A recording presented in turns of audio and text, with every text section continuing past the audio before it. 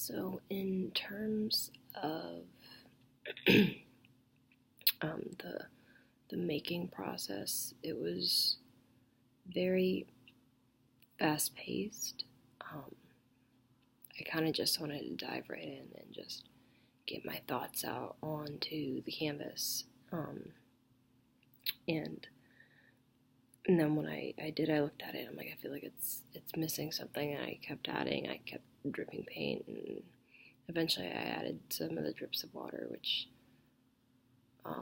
were more for me on a personal level of how often I try not to cry when I get into such a bad headspace. And it was kind of interesting to see how the replication of tears through dripping water kind of just disrupted the line and the craziness of what was going on the canvas, and just kind of the physical representation of the headspace that I'm in, and the mental illness that I deal with on a daily basis is pretty accurate. And then I look back at it and I'm like, that's not a grounded painting. The background is white.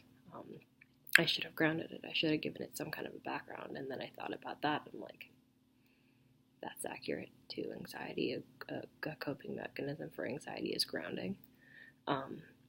Thinking of something as constant, you have a baseline for something and you kind of can go from there. And then I kind of just looked at it and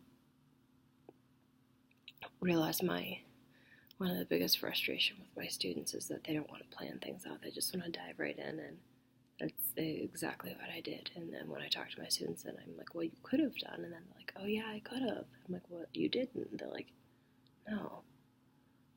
And it's not because they are careless or they didn't try to. It's they were so excited about an idea to get it out in either a three-dimensional model or in a drawing or in a painting or in a photograph even, that maybe some of the original concept can get lost. And that's room for growth for them. And I shouldn't diminish the fact that they want to just dive right in. Though I feel that planning is important, maybe developmentally. As middle schoolers, they might not be 100% there yet. Some of them might be, others might learn better by doing.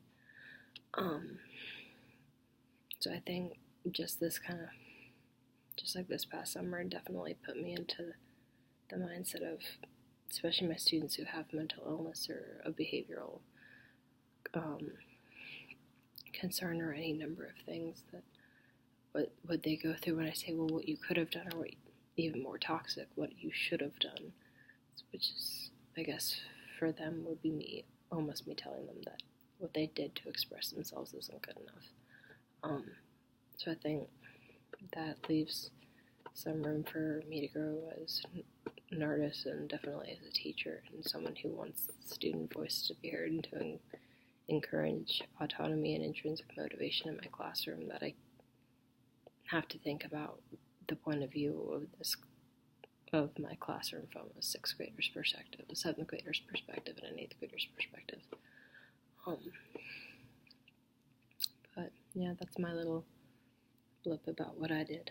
And then the paper towel I used ended up looking cool too. So there's my paper towel. It's like a Rorschach a little bit.